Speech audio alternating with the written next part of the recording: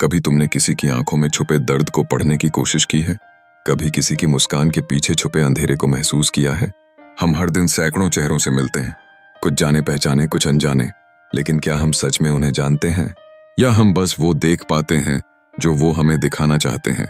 यही तो सबसे बड़ा धोखा होता है जिंदगी का, कि लोग वो नहीं होते जो वो लगते हैं।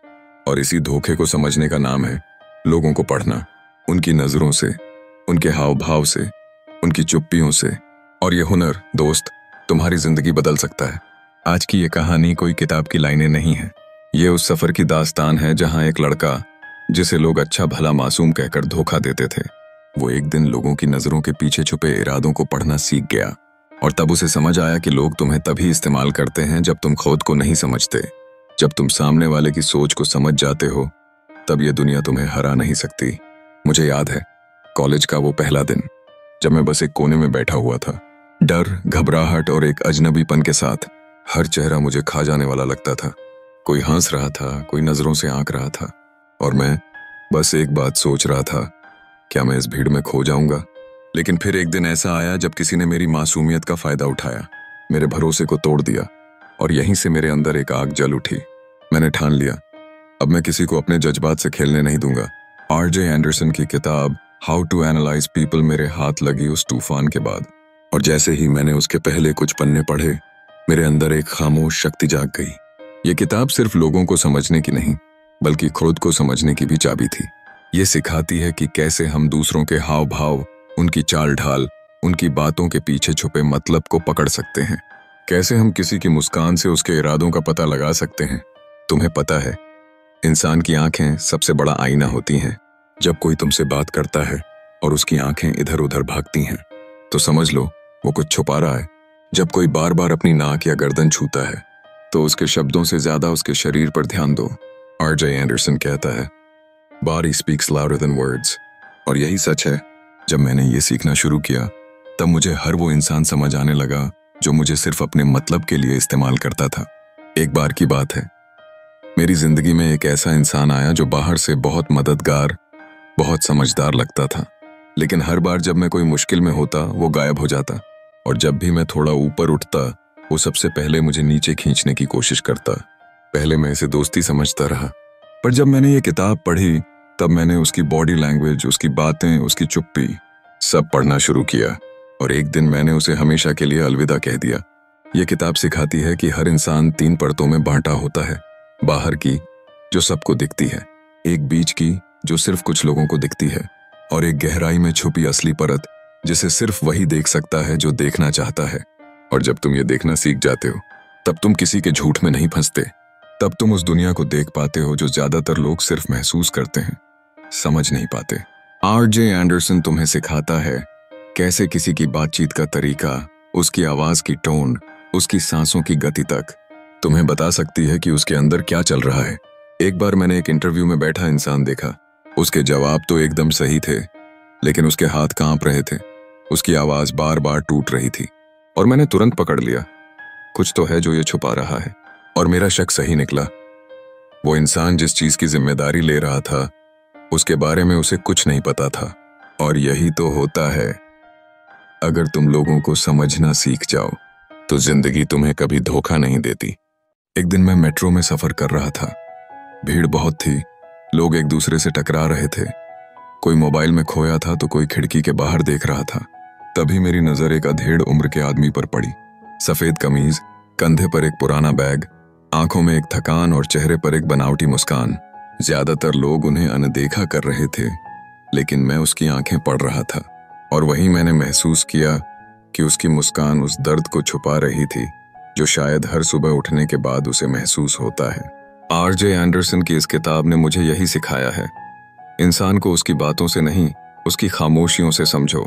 जो शब्द नहीं कहते, वही सच्चाई होते हैं। वो आदमी उस दिन मेरे पास आकर बैठा और बिना कुछ कहे एक गहरी सांस ली। मैंने बस एक हल्की सी मुस्कान दी और कहा, थक गए हो ना?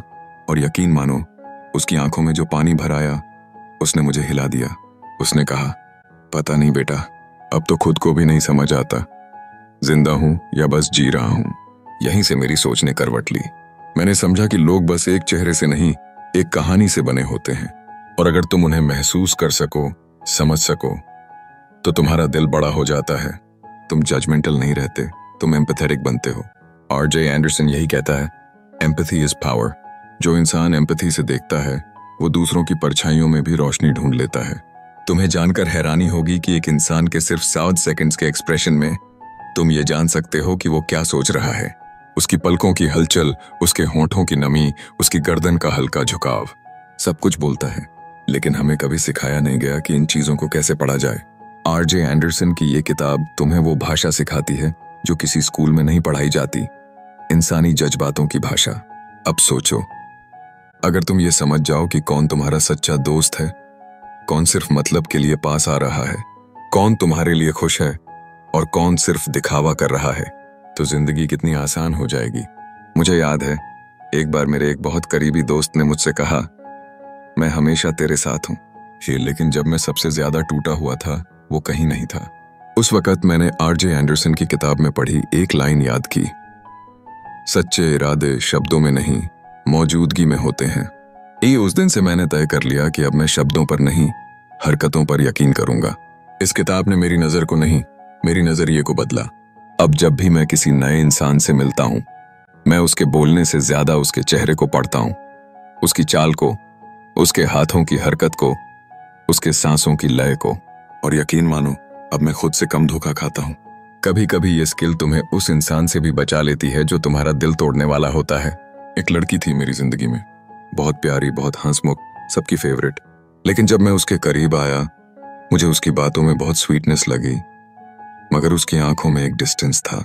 और जब मैंने उसे समझना शुरू किया, तब पता चला वो बस अकेलेपन से भाग रही थी और मैं सिर्फ एक ब्रिज था उस लोनलीनेस से डिस्ट्रैक्शन तक। अगर आरजे एंडरसन की किताब मैंने पहले नहीं पढ़ी होती तो शायद मैं उस इल्यूजन में बहुत दूर तक चला जाता। लेकिन सबसे बड़ा झटका मुझे तब लगा जब मैं अपने सबसे करीबी रिश्ते को समझने में चूक गया।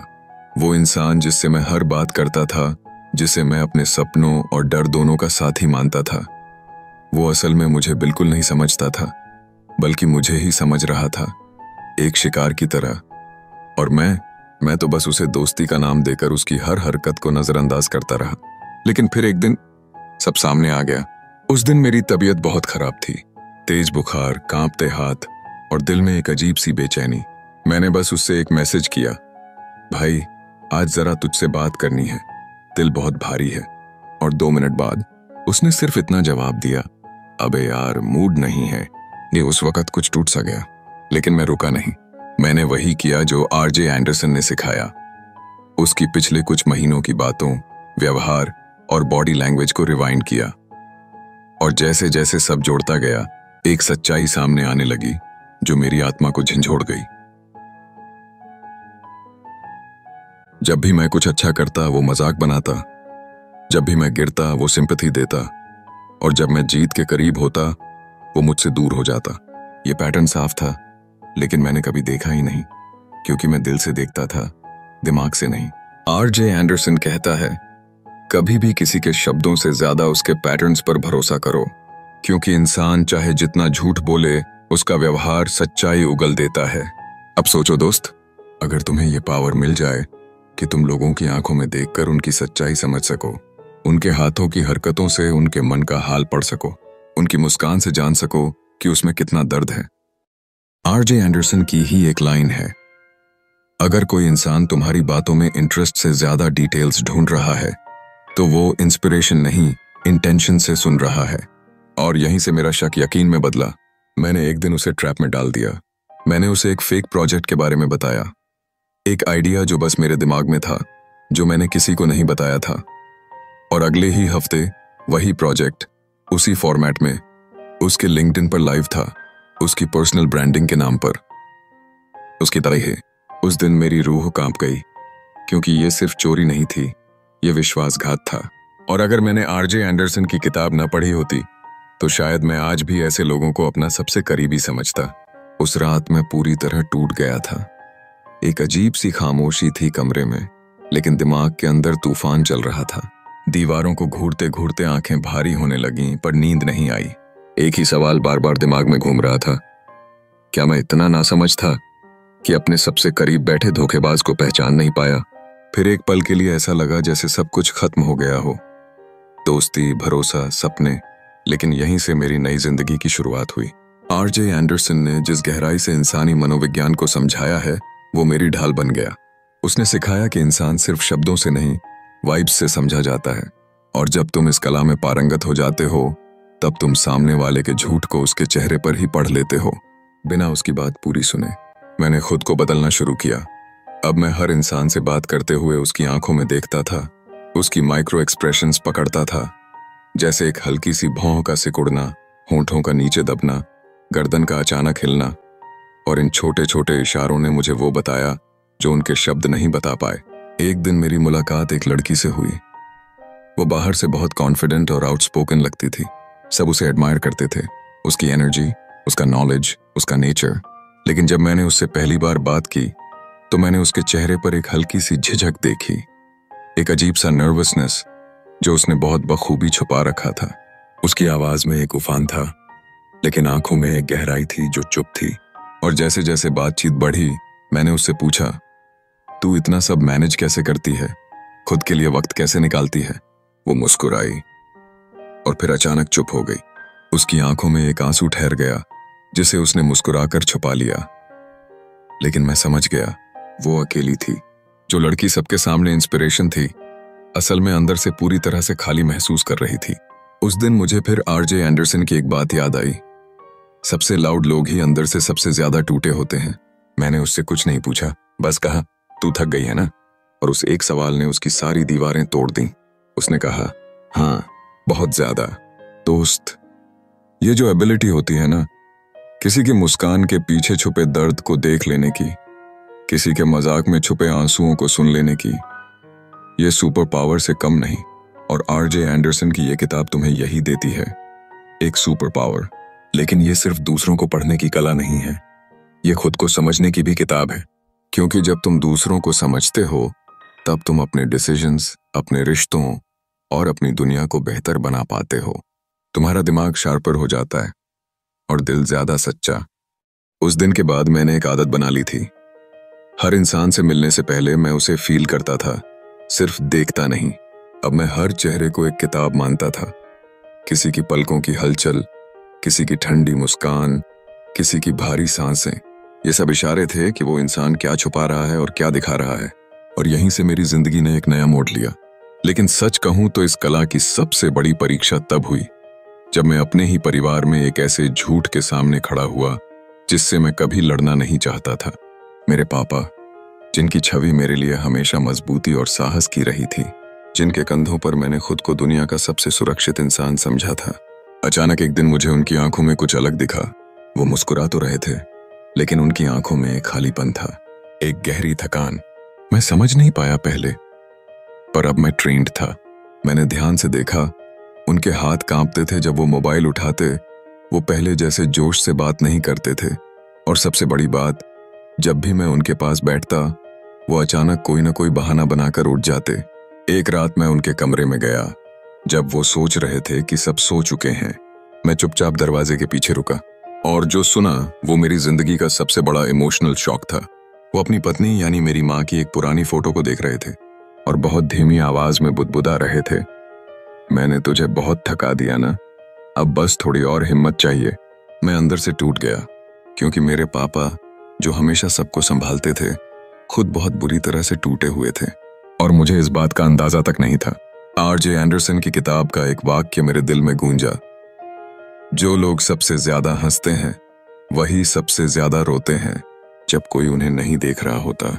मैंने उसी वक्त फैसला किया कि अब मैं उनके साथ सिर्फ बेटा नहीं, एक दोस्त बनकर रहूंगा। अगले दिन मैंने उनसे कुछ नहीं पूछा, बस उनके पास बैठा और कहा, पापा चलिए कहीं बाहर चलते हैं, बस आप और मैं। और पहली बार उन्होंने बिना कोई सवाल किए मेरे हाथ पर हाथ रख दिया और हल्के से मुस्कुरा दिए। उस एक स्पर्श में जो भावनाएं थीं, वो किसी भी शब्द से बड़ी थीं। आरजे एंडरसन की इस किताब ने मुझे सिखाया, रिश्ते सिर्फ खून से नहीं, समझ से भी बनते हैं। और अगर तुम किसी को समझने की कोशिश करो तो तुम उसकी सबसे बड़ी तन्हाई को भी गले लगा सकते हो।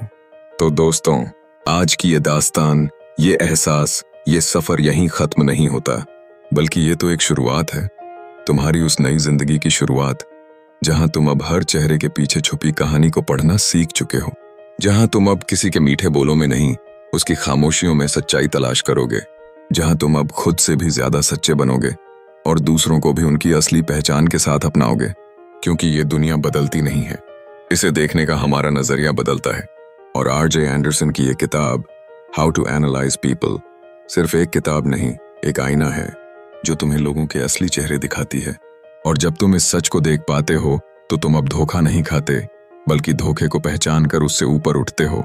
अगर आज की इस कहानी ने तुम्हारे दिल को छुआ हो, अगर तुम्हें लगा हो कि हाँ, अब मैं थोड़ा और समझदार बन गया हूं, थोड़ा और मजबूत, थोड़ा और भावुक और बहुत ज्यादा सच्चा, तो दोस्त, अब वक्त आ गया है कुछ वापस देने का। सब्सक्राइब करो हमारे चैनल booksuno.क्यों, क्योंकि बुकसुनो कोई आम चैनल नहीं है, ये तुम्हारे दिल की आवाज है। यहाँ सिर्फ किताबों की समरीज नहीं मिलती, यहाँ मिलती है जिंदगी की वो समझ जो शायद तुम्हें किसी स्कूल, कॉलेज या रिश्तेदार ने नहीं दी। यहाँ हर शब्द दिल से निकलता है ताकि तुम्हारा दिल बदल सके। हम वो बातें सुनाते हैं जो अक्सर लोग छुपा जाते हैं। हम वो कहानियां सुनाते हैं जिनमें तुम खुद को देख सको। और हम वो एहसास जगाते हैं जो तुम्हें एक बेहतर इंसान बना सकें। तो अगर तुम चाहते हो कि तुम्हारी जिंदगी में हर किताब एक मेंटर की तरह आए, तुम्हें गहराई से छुए, तुम्हें सोचने पर मजबूर कर दे, तो आज ही सब्सक्राइब करो बुक सुनो और उस बेल आइकन को भी जरूर दबाओ, ताकि अगली बार जब कोई ऐसी कहानी आए जो तुम्हारे अंदर की नींद तोड़ सके, तुम सबसे पहले सुन सको। बुक सुनो, क्योंकि किताबें सिर्फ पढ़ने के लिए नहीं होती, जीने के लिए होती हैं। धन्यवाद दिल से।